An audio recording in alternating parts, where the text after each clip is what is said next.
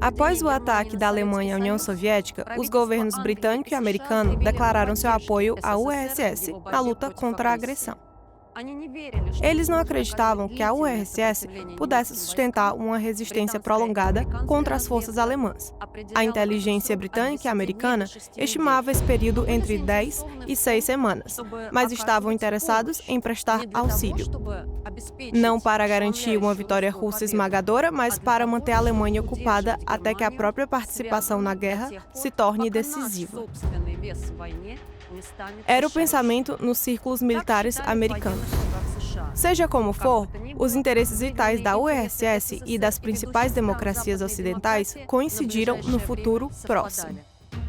Na noite de 22 de junho, o primeiro-ministro britânico, Winston Churchill, anunciou à BBC sua intenção de fornecer à URSS toda a assistência possível. O presidente do ZEWA, Franklin Roosevelt, fez uma declaração pública semelhante em uma coletiva de imprensa em 24 de junho. Em 12 de julho de 1941, após negociações em Moscou, foi assinado um acordo soviético-britânico sobre a ação conjunta na guerra contra a Alemanha. Ambos os países se comprometeram a fornecer assistência e apoios mútuos, a não negociar com a Alemanha e a não concluir um armistício ou tratado de paz, exceto por mútuo consentimento. Acordos semelhantes foram concluídos com os governos exilados da Tchecoslováquia, 18 de julho, e da Polônia, 30 de julho. Conforme esses acordos, formações militares tchecoslovacas e polonesas foram criadas em território soviético. Contudo, existem evidências consideráveis da ambivalência dos futuros aliados da URSS na guerra. Assim, em um telegrama datado de 22 de junho de 1941, Umansky relatou a Moscou: "A perspectiva de uma vitória alemã é inaceitável para Roosevelt, pois ameaça a Inglaterra e, no final das contas, os planos dos Estados Unidos. A perspectiva de nossa vitória demasiadamente esmagadora e influência sobre toda a Europa o assusta do ponto de vista de classe. Tanto Washington quanto Londres tentaram evitar qualquer associação com a liderança soviética e até consideraram a possibilidade de uma mudança de regime. Kerensky, chefe do governo provisório que havia fugido para os Estados Unidos, foi coagido para o papel de líder na Rússia pós-Stalin. Churchill não hesitou em escrever em suas memórias: "Saudamos a entrada da Rússia na guerra, mas isso não nos trouxe ajuda imediata." Portanto, não é surpreendente que a posição inicial da Grã-Bretanha tenha descartado uma aliança militar com a URSS e o fornecimento de ajuda militar. Em 14 de agosto de 1941, na Conferência do Atlântico, o presidente do ZEWA, Franklin Roosevelt, e o primeiro-ministro britânico, Winston Churchill, discutiram e adotaram a Carta do Atlântico, um dos principais documentos programáticos da coalizão anti-Hitler. Não era um tratado entre as duas potências nem uma declaração de qualquer programa oficial de paz. Como o próprio documento dizia, ele apenas reafirmava certos princípios gerais das políticas nacionais dos países mencionados, Estados Unidos e Grã-Bretanha, princípios nos quais eles baseavam em suas esperanças de um futuro melhor para o mundo. Portanto, a Carta serviu de base para a criação das Nações Unidas, bem como para a futura ordem política e econômica internacional como um todo. O documento estipulava renúncia das reivindicações territoriais pelos Estados Unidos e pela Grã-Bretanha, recusa das duas potências em apoiar mudanças territoriais que não estejam de acordo com os desejos livremente expressos dos povos envolvidos, o direito das nações de escolherem sua própria forma de governo, restaurando os princípios soberanos e a autogovernança daqueles povos que foram forçados a privá-los, livre acesso para todos os países, grandes e pequenos, ao comércio mundial e às matérias-primas necessárias para a prosperidade econômica dos Estados, cooperação econômica global e aumento da prosperidade, liberdade da necessidade do medo, liberdade marítima, desarmamento dos Estados agressores, desarmamento geral após a guerra.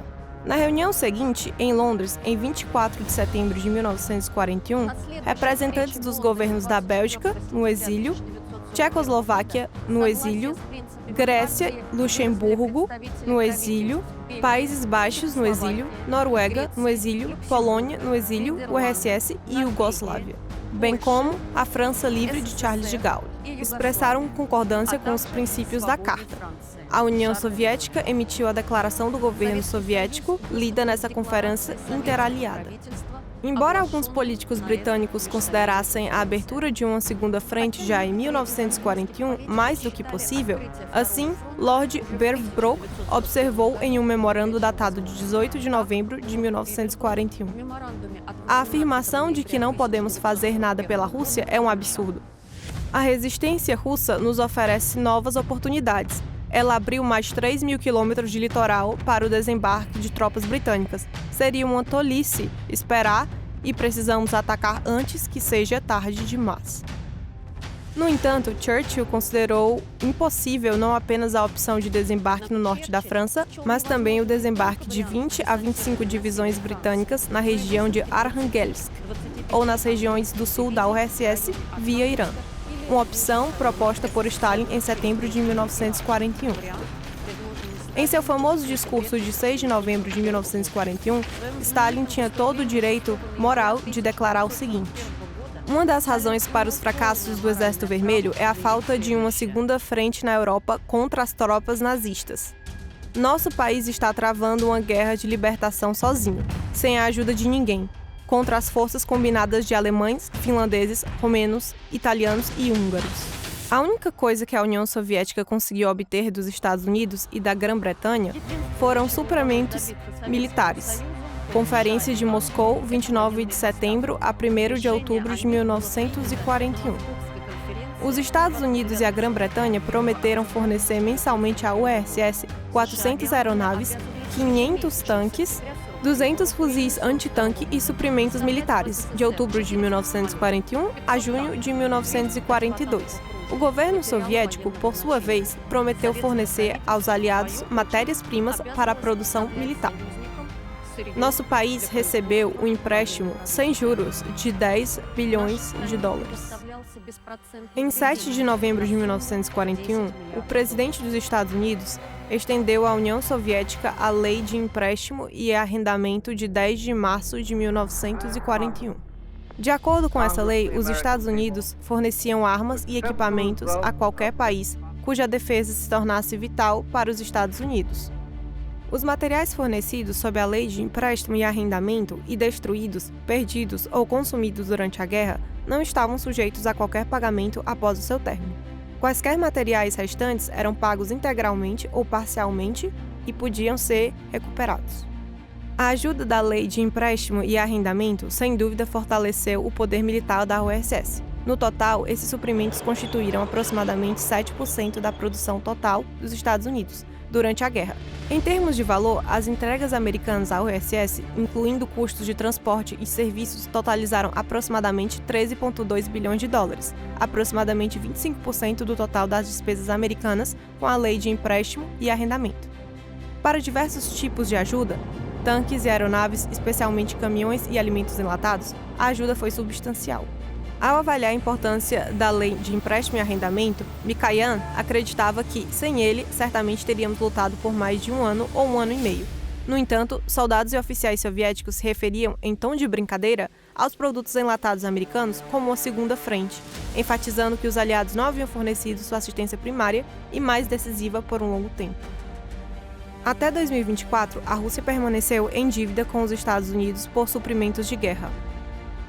Todos os outros destinatários de suprimentos semelhantes tiveram suas dívidas perdoadas pelos Estados Unidos em 1972. O vínculo entre os países da coalizão anti-Hitler tornou-se mais tangível durante a Batalha de Moscou. Não apenas porque a bem-sucedida contraofensiva soviética quebrou a doutrina da Blitzkrieg nazista, mas também por causa do ataque do Japão à base naval americana de Pearl Harbor em 7 de dezembro de 1941, sem uma declaração de guerra. No dia seguinte, os Estados Unidos declararam guerra ao Japão, assim como a Grã-Bretanha. Em 11 de dezembro, a Alemanha e a Itália declararam guerra aos Estados Unidos. No entanto, mesmo depois disso, as posições da Grã-Bretanha e dos Estados Unidos mudaram um pouco. Em uma reunião na Casa Branca, em janeiro de 1943, o chefe do Estado-Maior da Marinha Americana, King, ainda vinculava a principal direção da política anglo-americana ao fornecimento de mão de obra da Rússia e da China com o equipamento necessário para que possam lutar.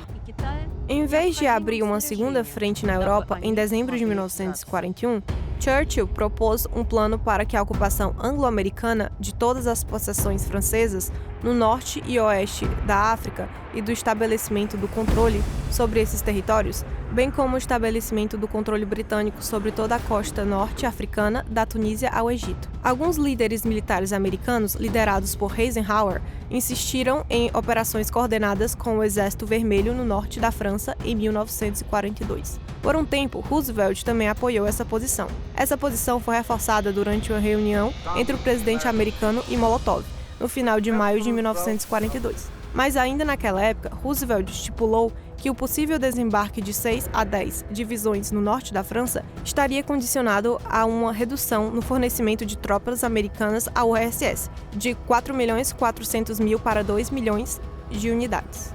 Churchill reagiu aos acordos soviéticos americanos com rapidez fulminante. Em 19 de junho de 1942, ele chegou aos Estados Unidos com um plano completo para trocar a Operação Bolero Martelo, uma invasão do norte da França, pela Operação Gymnast, um desembarque no norte da África. Em 14 e 15 de julho, apesar das garantias militares de que um desembarque no norte da África era uma alternativa inoportuna e ineficaz à travessia do Canal da Mancha, Roosevelt optou pela Operação Gymnast.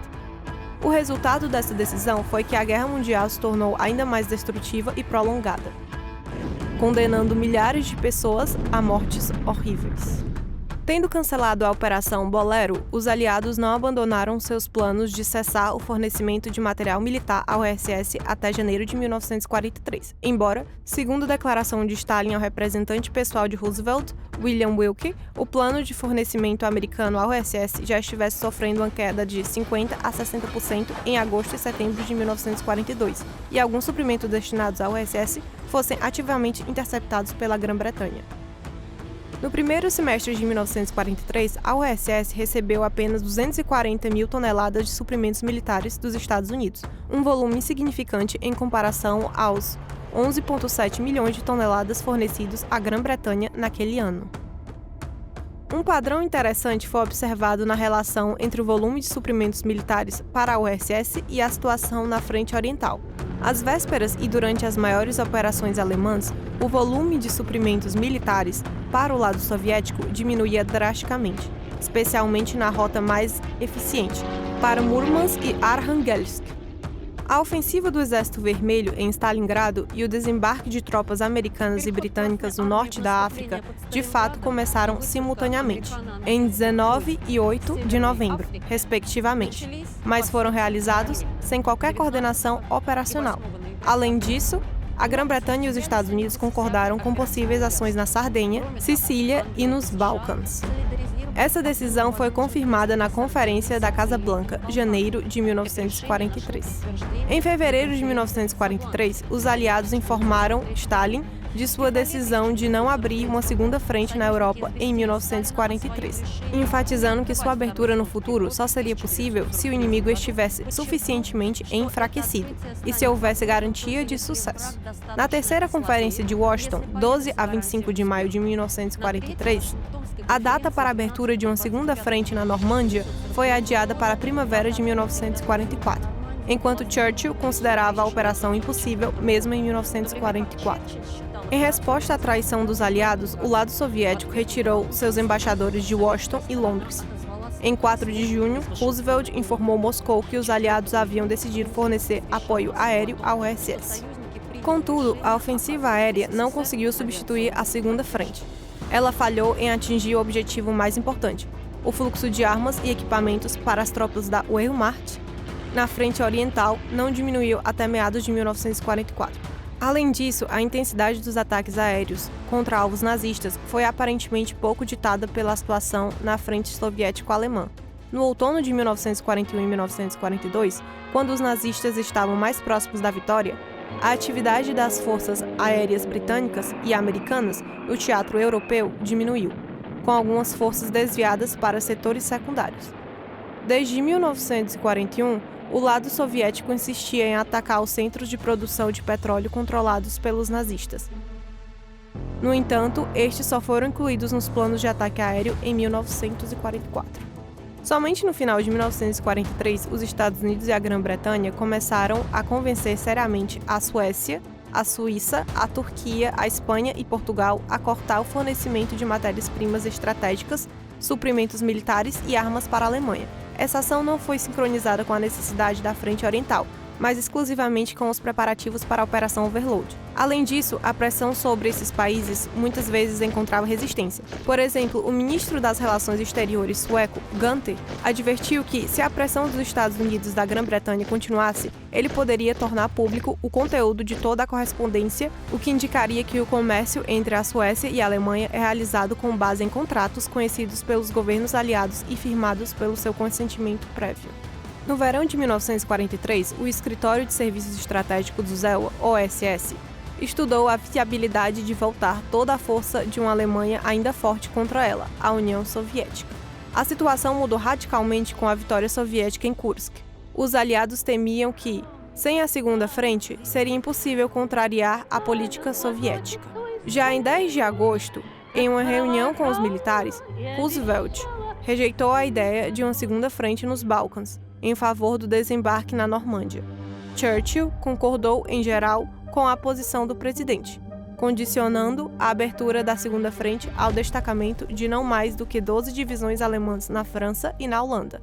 No entanto, mesmo nesse caso, os aliados não eram movidos pelo objetivo de coordenar suas ações com a URSS, mas pelo desejo de antecipar os russos na ocupação de territórios no oeste, centro e sul da Alemanha, em várias regiões da Itália e no sudeste da Europa.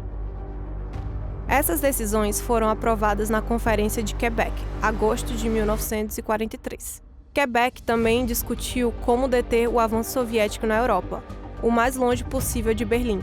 Como resultado, além da Operação Overlord, foi adotado o ultra-secreto Plano Rankin, cujo objetivo era voltar toda a força da Alemanha invicta contra a Rússia.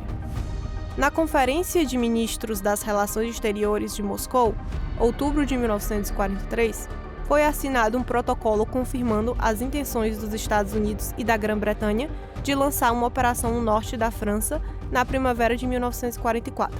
Os Estados Unidos, no entanto, esperavam que suas tropas ocupassem Berlim.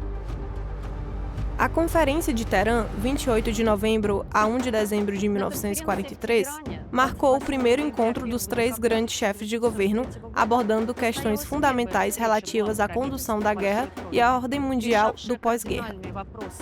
O documento final dessa conferência estipulou que a travessia do Canal da Mancha seria realizada em maio de 1944. Buscando garantir a operação, os aliados exigiram que os alemães não pudessem transferir mais de 15 divisões de outras frentes durante os primeiros 60 dias da operação. Stalin assegurou aos aliados que as tropas soviéticas lançariam uma ofensiva durante esse período para impedir a transferência de tropas alemãs.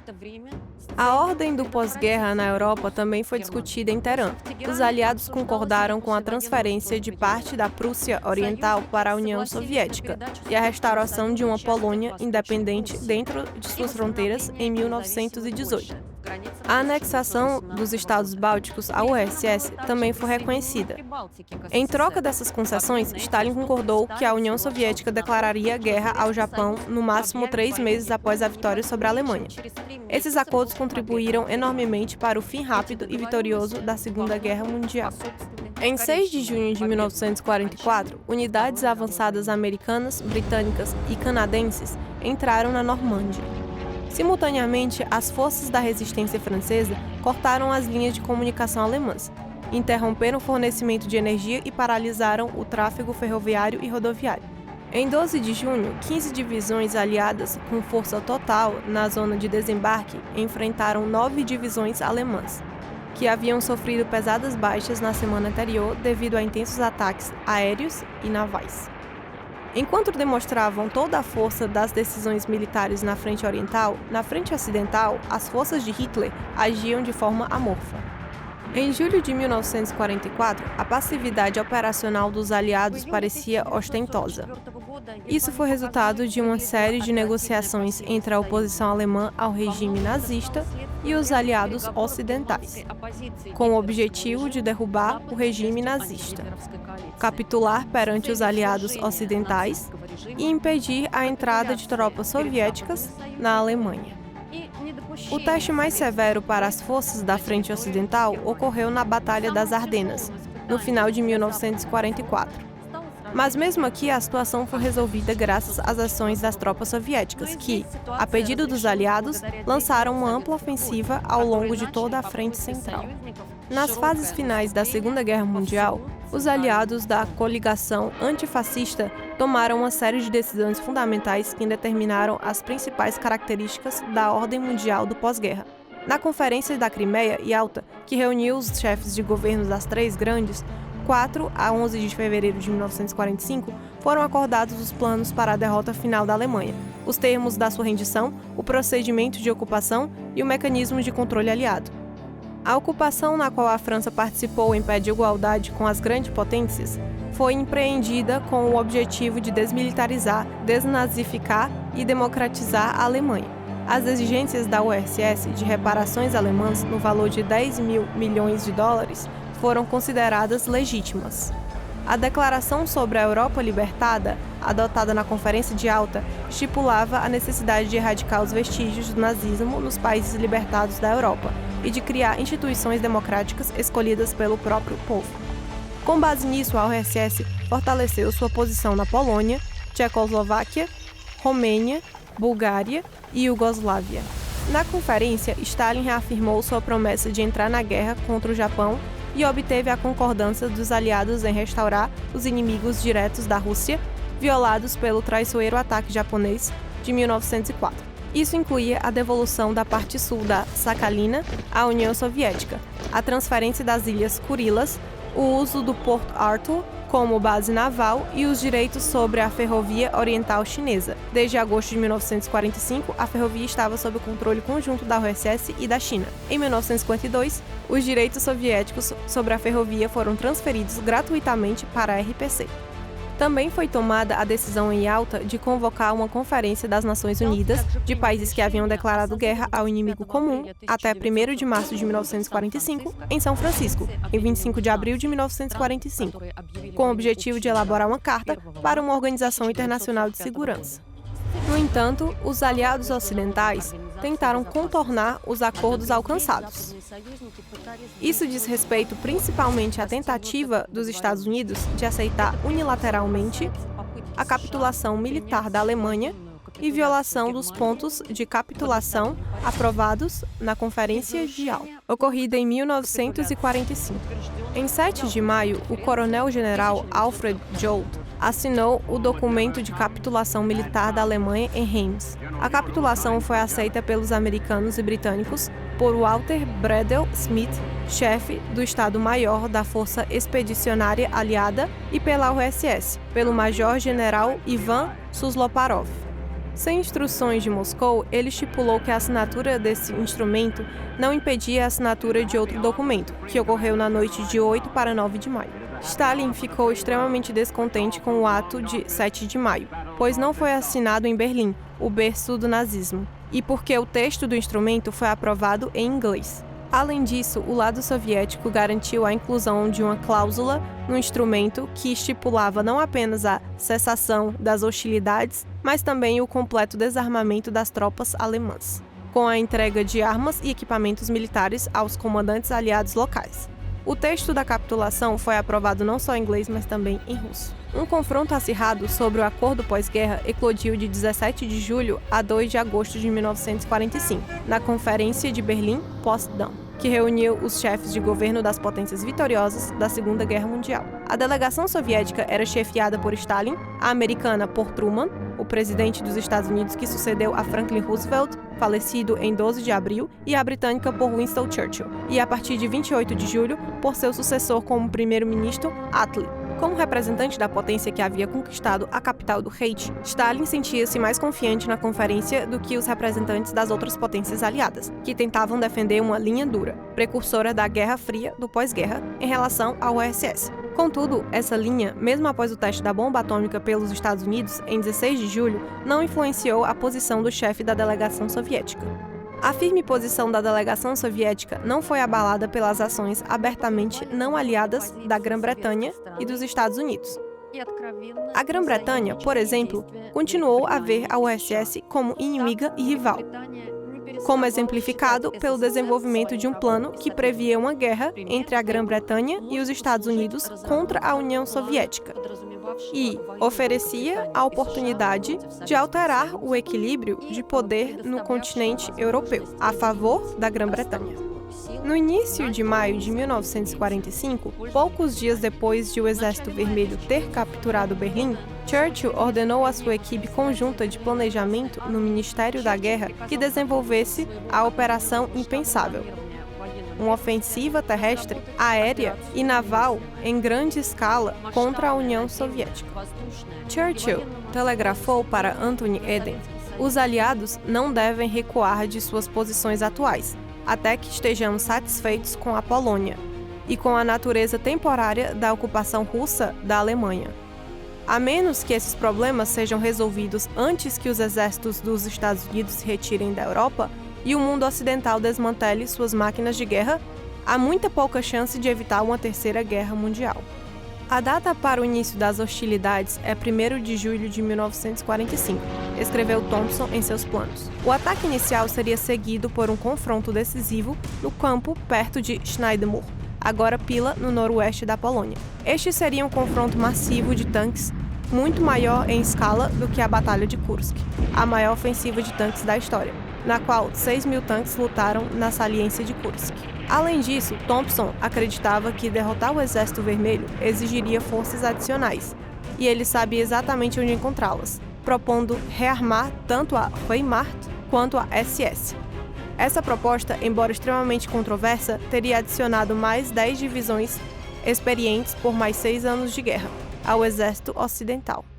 Em novembro de 1945, o Marechal da União Soviética, Zhukov, comandante em chefe do Grupo de Forças de Ocupação Soviéticas na Alemanha, enviou um memorando ao Conselho de Controle acusando os britânicos de não cumprirem os termos do Acordo de Potsdam, ao manterem unidades organizadas do antigo exército alemão na zona britânica, em vez de desarmar e dissolver as tropas alemãs, como havia sido anunciado na Conferência de Teherã, eles estavam colaborando com elas.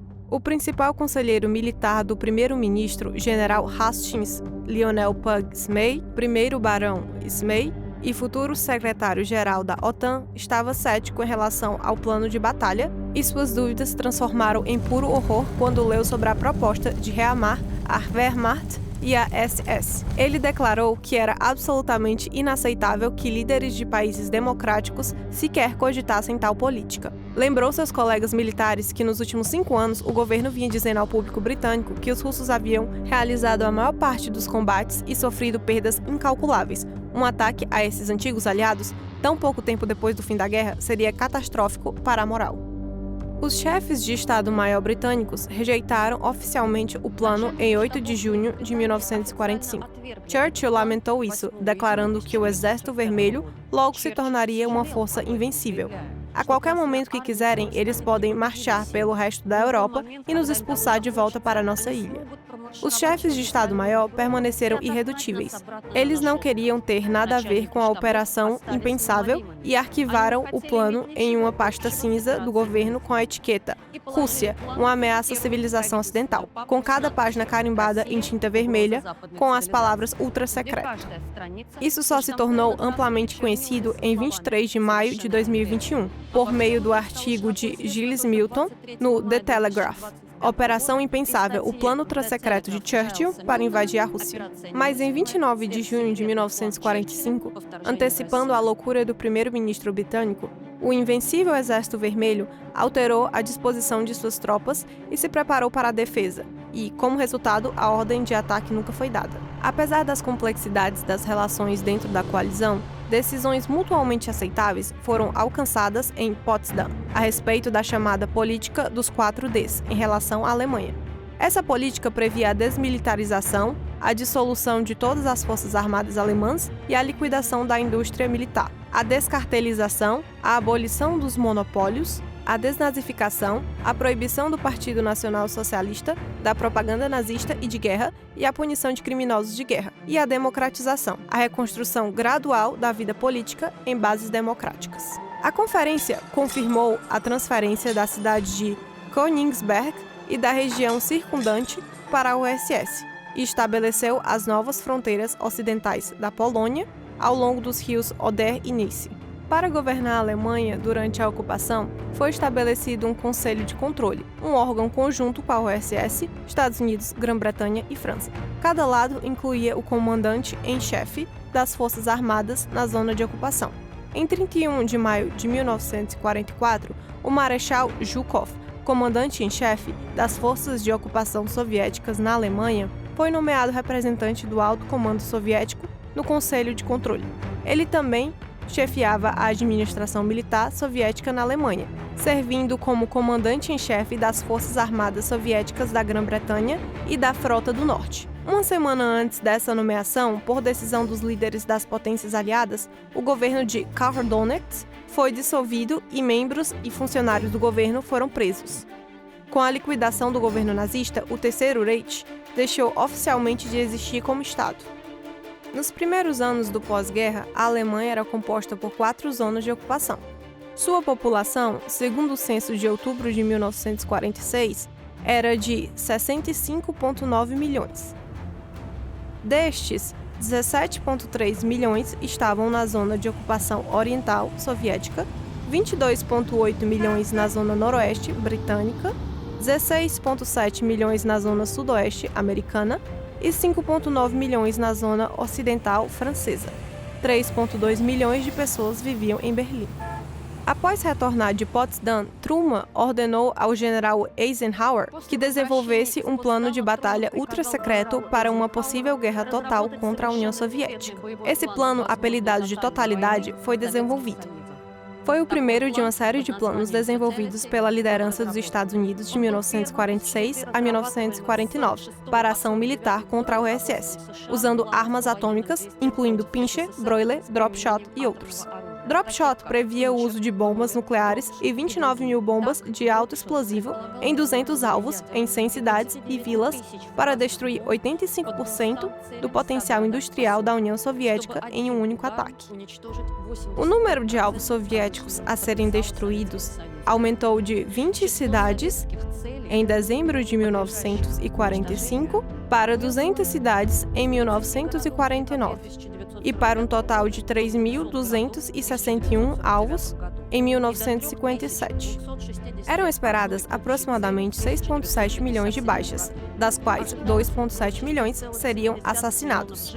O conceito de dissuasão nuclear não figurava nos planos militares. As armas nucleares eram vistas unicamente como armas de guerra. O Estado-Maior Conjunto não só adotou uma política de primeiro ataque na guerra nuclear, como também designou a União Soviética como o principal inimigo dos Estados Unidos no pós-guerra, mesmo antes do fim da Segunda Guerra Mundial. Em 9 de agosto de 1945, cumprindo suas obrigações com os aliados, a União Soviética entrou na guerra contra o Japão. Nessa altura, seu potencial militar e econômico já havia sido seriamente comprometido pelas derrotas no Pacífico. Em 6 de agosto, os Estados Unidos lançaram uma bomba atômica sobre Hiroshima e, em 9 de agosto, sobre Nagasaki. O mundo foi exposto ao poder aterrador das novas armas de destruição em massa, uma revelação que os círculos governantes dos Estados Unidos buscavam, já que os bombardeios não tinham qualquer propósito estratégico militar. A operação ofensiva bem-sucedida possibilitou a libertação da Manchúria, do nordeste da China, do norte da Coreia, uma área com uma população de mais de 40 milhões de habitantes, bem como do sul da Sakhalina e das Ilhas Kurilas em um período relativamente curto. Às 9h04 do dia 2 de setembro de 1945, o ato de rendição incondicional do Japão foi assinado a bordo do navio de guerra americano Missouri, que havia entrado na Baía de Tóquio. Em nome do imperador e do governo japonês, o ato foi assinado pelo ministro das Relações Exteriores Shigemitsu, em nome do Quartel-General Imperial, pelo general Umezu, em nome de todas as nações aliadas em guerra com o Japão, pelo comandante supremo das forças aliadas, o general americano MacArthur. e em nome da URSS pelo tenente-general Derevienko. A Segunda Guerra Mundial terminou com a vitória das potências aliadas. Apesar de todas as divergências entre os países participantes da coalizão anti-Hitler, ela alcançou resultados importantes que determinaram a natureza do mundo pós-guerra. De abril a junho de 1945, realizou-se em São Francisco a Conferência de Fundação das Nações Unidas. A Carta da ONU foi redigida e entrou em vigor em 26 de outubro de 1945. Essa data tornou-se o aniversário da ONU, como instrumento para manter e fortalecer a paz entre os povos e os estados. Em 1945-1946, realizou-se o Tribunal Internacional de Nuremberg, que condenou o nazismo perante toda a humanidade. осудивший нацизм на глазах всего человечества.